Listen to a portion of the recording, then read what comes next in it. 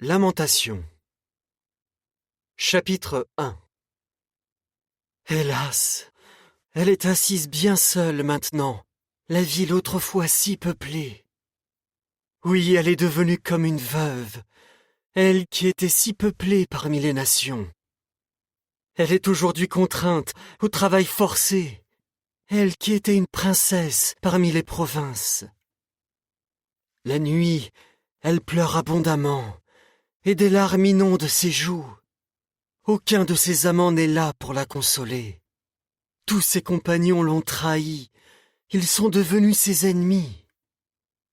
Juda est allée en exil, malheureuse et contrainte à un dur esclavage. Elle est obligée d'habiter parmi les nations. Elle ne trouve pas d'apaisement. Tous ses persécuteurs l'ont rattrapée alors qu'elle était frappée par le malheur. Les routes qui mènent à Sion sont en deuil parce que plus personne ne vient aux fêtes. Toutes ses portes sont en ruine, ses prêtres poussent des soupirs, ses vierges sont profondément attristées. Elle éprouve une angoisse terrible. Ses adversaires sont maintenant son maître. Ses ennemis vivent sans inquiétude. En effet, Jéhovah lui a fait subir le chagrin à cause de ses nombreuses transgressions. Ses enfants sont allés en captivité, poussés par l'adversaire. La fille de Sion a perdu toute sa splendeur. Ses princes sont comme des cerfs qui n'ont pas trouvé de pâturage, et ils marchent épuisés devant celui qui les poursuit. Maintenant qu'elle est malheureuse et sans foyer, Jérusalem se souvient de toutes les choses précieuses qu'elle possédait autrefois. Quand son peuple est tombé entre les mains de l'adversaire et que personne ne lui est venu en aide, les adversaires l'ont vu et ils ont ri de son écroulement. Jérusalem a commis des péchés graves. C'est pourquoi elle est devenue quelque chose de dégoûtant. Tous ceux qui l'honoraient la traitent maintenant avec mépris, car ils l'ont vue complètement nue. Elle gémit, elle se détourne, honteuse. Son impureté a taché sa robe. Elle n'a pas réfléchi à son avenir. Sa chute a été stupéfiante. Elle n'a personne pour la consoler. Ô Jéhovah, vois ma détresse, car l'ennemi se vante de sa victoire. L'adversaire a mis la main sur tous les trésors qu'elle possédait. En effet, elle a vu des nations entrer dans son sanctuaire, ces nations dont tu avais dit qu'elles ne devaient pas se rassembler avec ton peuple. Tous ses habitants poussent des soupirs, ils cherchent du pain. Pour survivre, ils ont dû échanger leurs choses précieuses contre quelque chose à manger. Regarde, ô Jéhovah, et vois, je suis devenue comme une femme sans valeur. Vous tous qui passez par la route, cela ne vous fait-il donc rien? Regardez et voyez, existe-t-il une douleur pareille à celle qui m'a été infligée, la douleur que Jéhovah m'a causée à l'époque de sa colère ardente? D'en haut, il a envoyé un feu dans mes os. Il se rend maître de chacun de mes os. Il a tendu un filet devant mes pieds. Il m'a forcé à revenir en arrière. Il a fait de moi une femme seule. Tout au long du jour, je suis malade. De sa main, il a assemblé mes transgressions pour en faire un joug et il les a attachées à mon cou. Elles ont été posées sur mon cou et je n'ai plus de force. Jéhovah m'a livré aux mains d'hommes auxquels je ne peux pas résister. Jéhovah a enlevé tous les guerriers puissants que j'avais chez moi. Il a rassemblé des soldats contre moi pour écraser mes jeunes hommes. Dans le pressoir à vin, Jéhovah a piétiné la Vierge, la fille de Juda. Voilà pourquoi je pleure. Mes yeux ruissellent de larmes. En effet, tous ceux qui pourraient me consoler et me redonner courage sont loin de moi. Mes fils ont perdu tout espoir, car l'ennemi a triomphé. Sion a tendu les mains, mais elle n'a personne pour la consoler. Les adversaires de Jacob sont tous autour de lui. Ils ont reçu de Jéhovah l'ordre de l'attaquer. Jérusalem est devenue pour eux quelque chose de dégoûtant. Jéhovah est juste, car c'est contre ses ordres que je me suis rebellé. Écoutez, vous tous, peuple, et voyez ma douleur. Mes vierges et mes jeunes hommes sont allés en captivité. J'ai appelé mes amants, mais ils m'ont trahi. Dans la ville, mes prêtres et mes anciens sont morts pendant qu'ils cherchaient de la nourriture pour survivre. Regarde, ô Jéhovah, je suis dans une grande détresse. J'ai l'estomac noué, j'ai le cœur retourné, car j'ai vraiment été rebelle. Dehors, l'épée cause le deuil. Dans la maison aussi, il y a la mort. On m'a entendu pousser des soupirs. Je n'ai personne pour me consoler. Tous mes ennemis ont appris mon malheur. Ils sont contents, parce que c'est toi qui l'as provoqué. Mais tu feras venir le jour que tu as proclamé, le jour où ils deviendront comme moi. Que toute leur méchanceté soit dévoilée devant toi. Traite-les durement, tout comme tu m'as traité durement à cause de toutes mes transgressions. Car mes soupirs sont nombreux et mon cœur est malade. Chapitre 2. Hélas, Jéhovah a couvert la fille de Sion du nuage de sa colère. La beauté d'Israël, il l'a jetée du ciel sur la terre. Il ne s'est pas souvenu de son marchepied à l'époque de sa colère. Jéhovah a détruit sans pitié toutes les habitations de Jacob. Dans sa fureur, il a démoli les fortifications de la fille de Juda. Il a jeté à terre et a profané ses princes et le royaume. Dans sa colère ardente, il a privé Israël de sa force. Il a retiré sa main droite quand l'ennemi s'est approché. Et dans Jacob, il a continué de brûler comme un feu qui dévore tout ce qui se trouve autour de lui.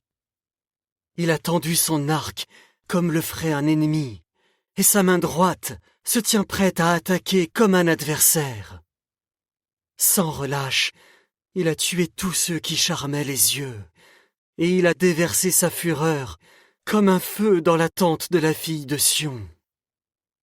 Jéhovah est devenu comme un ennemi. Il a englouti Israël. Il a englouti toutes ses tours. Il a détruit toutes ses fortifications. Et chez la fille de Juda, il fait abonder le deuil et les gémissements. Il ravage sa hutte comme si c'était une cabane dans un jardin. Il a mis fin à sa fête. Jéhovah a fait oublier les fêtes et les sabbats dans Sion. Et dans sa vive indignation, il n'a de considération ni pour les rois ni pour les prêtres. Jéhovah a rejeté son autel. Il a repoussé avec mépris son sanctuaire. Il a livré les murs des tours fortifiées de Sion aux mains de l'ennemi. De grands cris ont retenti dans la maison de Jéhovah comme lors d'un jour de fête. Jéhovah a décidé de détruire la muraille de la fille de Sion. Il a tendu la corde à mesurer. Il n'a pas empêché sa main de provoquer la destruction. Il plonge dans le deuil, le rempart et la muraille. L'un et l'autre ont perdu toute force. Ses portes se sont enfoncées dans le sol. Il a détruit et brisé ses barres. Son roi et ses princes sont dispersés parmi les nations. Il n'y a plus de loi. Même ses prophètes ne trouvent pas de vision venant de Jéhovah. Les anciens de la fille de Sion sont assis par terre, en silence. Habillés avec de la toile de sac, ils se jettent de la poussière sur la tête. Les vierges de Jérusalem ont baissé la tête jusqu'à terre. Mes yeux sont épuisés à force de pleurer. J'ai l'estomac noué. Mon foie s'est vidé par terre à cause de la chute de la fille de mon peuple. Parce que sur les places de la ville, les enfants et les nourrissons s'évanouissent. Sans arrêt, ils demandent à leur mère « Où y a-t-il quelque chose à manger ou à boire ?»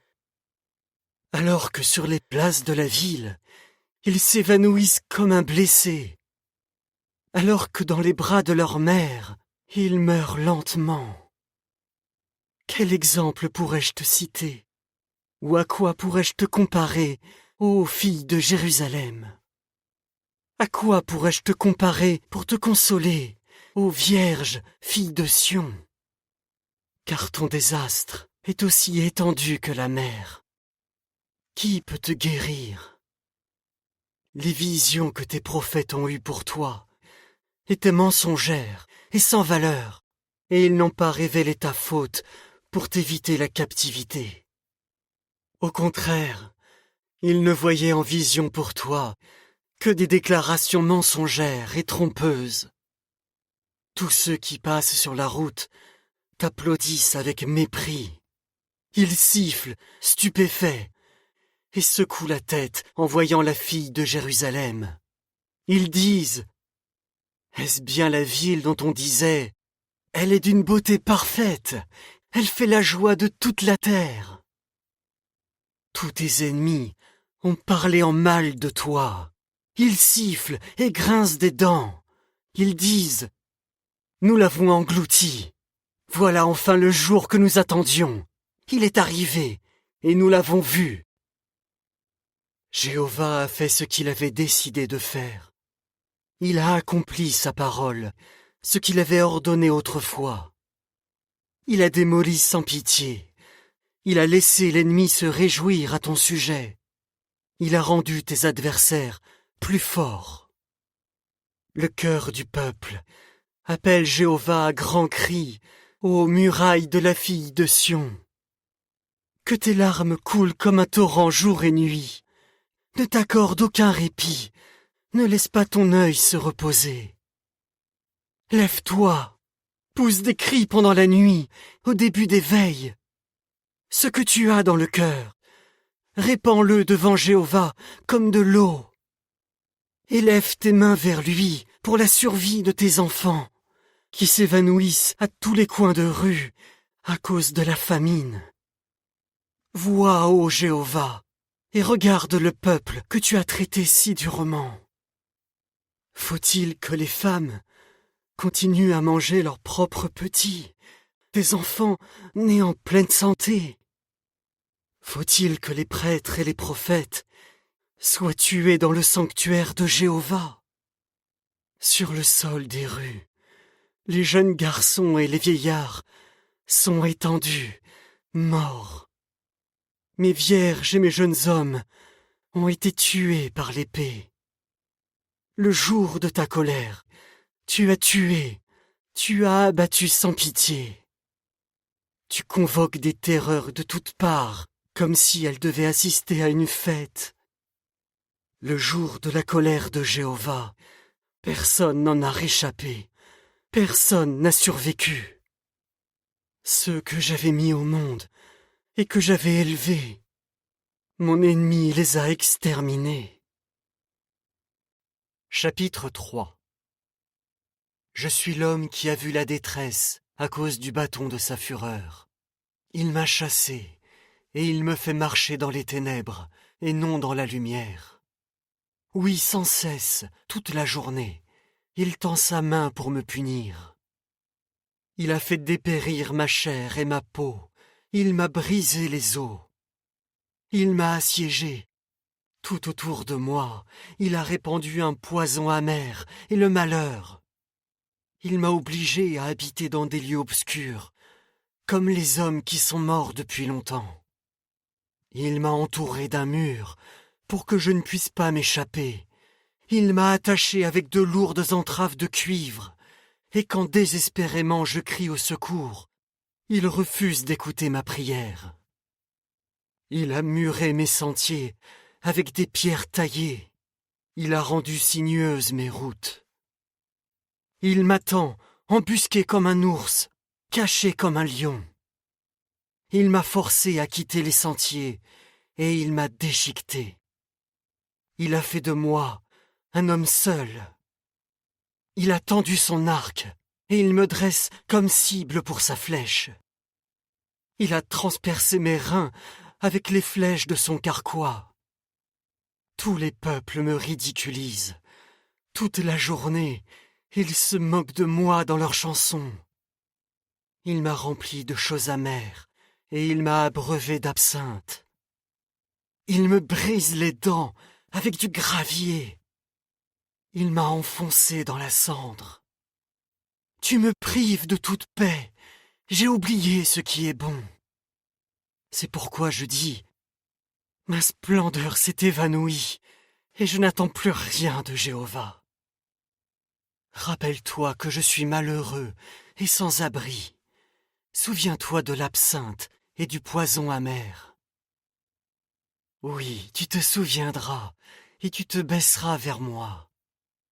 Je repense à cela, c'est pourquoi j'attendrai patiemment. C'est grâce à l'amour fidèle de Jéhovah que nous n'avons pas disparu, car ses expressions de miséricorde ne prennent jamais fin, elles se renouvellent chaque matin. Ta fidélité est immense. J'ai dit, Jéhovah est mon héritage, c'est pourquoi je l'attendrai patiemment. Jéhovah est bon envers celui qui espère en lui, envers celui qui le cherche sans relâche. Il est bon d'attendre en silence que Jéhovah sauve. Il est bon pour l'homme d'affronter des difficultés pendant sa jeunesse. Qu'il s'asseye seul et garde le silence quand Dieu lui en fait subir. Qu'il se prosterne, qu'il mette sa bouche dans la poussière. Peut-être y a-t-il encore de l'espoir. Qu'il tende la joue à celui qui le frappe. Qu'il se laisse accabler d'insultes. Car Jéhovah ne nous rejettera pas pour toujours. Même s'il a causé du chagrin, il fera également miséricorde, poussé par l'immensité de son amour fidèle. Car il n'y a dans son cœur aucune volonté d'affliger ou de peiner les fils des hommes. Quelqu'un écrase-t-il tous les prisonniers de la terre sous ses pieds? Quelqu'un prive-t-il un homme de justice en présence du Très-Haut? Quelqu'un fait-il du tort à un homme dans son procès? Jéhovah ne supporte pas cela. Qui donc peut dire une chose et faire qu'elle se produise si Jéhovah n'en a pas donné l'ordre? De la bouche du Très-Haut ne sortent pas en même temps des choses mauvaises et des choses bonnes. Quelqu'un osera-t-il se plaindre des conséquences de son péché? Examinons et scrutons notre conduite et revenons à Jéhovah. En même temps que nos mains, élevons nos cœurs vers Dieu qui est dans le ciel. Nous avons péché et nous nous sommes rebellés et tu ne nous as pas pardonné. Avec colère, tu nous as barré tout accès et tu nous as poursuivis et tués sans pitié. Avec un nuage, tu as barré tout accès à toi pour que notre prière ne passe pas. Tu fais de nous des déchets et des ordures parmi les peuples. Tous nos ennemis parlent en mal de nous. Terreur et piège, voilà ce qui nous arrive. Dévastation et désastre. Des ruisseaux d'eau coulent de mes yeux à cause du désastre de la fille de mon peuple. Mes yeux pleurent sans cesse, sans répit, jusqu'à ce que Jéhovah regarde et voie depuis le ciel. Mes yeux me causent du chagrin quand ils voient ce qui est arrivé à toutes les filles de ma ville. Sans raison, mes ennemis m'ont chassé comme on chasse l'oiseau. Ils ont réduit ma vie au silence dans la fosse. Sans cesse, ils m'ont lancé des pierres. Les eaux sont montées plus haut que ma tête, et j'ai dit, je suis perdu. Ô Jéhovah, j'ai crié ton nom depuis les profondeurs de la fosse. Écoute ma voix, ne ferme pas l'oreille à mon appel à l'aide, à ma demande de soulagement. Le jour où je t'ai appelé, tu t'es approché. Tu as dit, n'aie pas peur. Tu as défendu ma cause, ô Jéhovah, tu as racheté ma vie. Tu as vu, ô Jéhovah, le tort qui m'est fait. S'il te plaît, rends-moi justice. Tu as vu toute leur soif de vengeance, tout leur complot contre moi. Tu as entendu leurs insultes, ô Jéhovah, tout leur complot contre moi, ce que disent les lèvres de mes adversaires, ce qu'ils chuchotent à mon sujet toute la journée. Regarde-les, qu'ils s'asseyent ou qu'ils se lèvent, ils se moquent de moi dans leurs chansons. Tu leur rendras ce qu'ils méritent, ô Jéhovah, pour leurs actions. Tu rendras leur cœur obstiné. Voilà de quelle malédiction tu les frapperas. Dans ta colère, ô Jéhovah, tu les poursuivras et tu les feras disparaître de dessous ton ciel. Chapitre 4. Comme il s'est terni, l'or brillant, l'or fin. Hélas, les pierres sacrées sont éparpillées à tous les coins de rue. Quant aux précieux fils de Sion, eux qui valaient leur poids en or affiné, on les a considérés comme de vulgaires jarres en terre cuite, l'œuvre des mains d'un potier. Même les chacals présentent la mamelle à leurs petits pour les allaiter, mais la fille de mon peuple, elle, est devenue cruelle, comme les autruches dans le désert. La langue du nourrisson colle à son palais à cause de la soif. Les enfants réclament du pain, mais personne ne leur en donne. Ceux qui étaient habitués à manger des aliments savoureux sont étendus dans les rues, affamés. Ceux qui ont grandi, habillés de vêtements écarlates, saisissent des tas de cendres. La punition de la fille de mon peuple est plus grande que la punition de Sodome, qui a été renversée en un instant, sans aucune main pour la secourir. Ces Naziréens étaient plus purs que la neige, plus blancs que le lait. Ils avaient le teint plus rose que les coraux, ils brillaient comme des saphirs. Leur aspect est devenu plus sombre que la suie. On ne les reconnaît pas dans les rues. Leur peau s'est ratatinée sur leurs os, elle est comme du bois sec. Mieux vaut être tué par l'épée que d'être tué par la famine, que de dépérir comme transpercé par le manque de produits des champs. Des femmes compatissantes ont fait cuire leurs enfants de leurs propres mains. Ils sont devenus leur nourriture de deuil lors du désastre de la fille de mon peuple.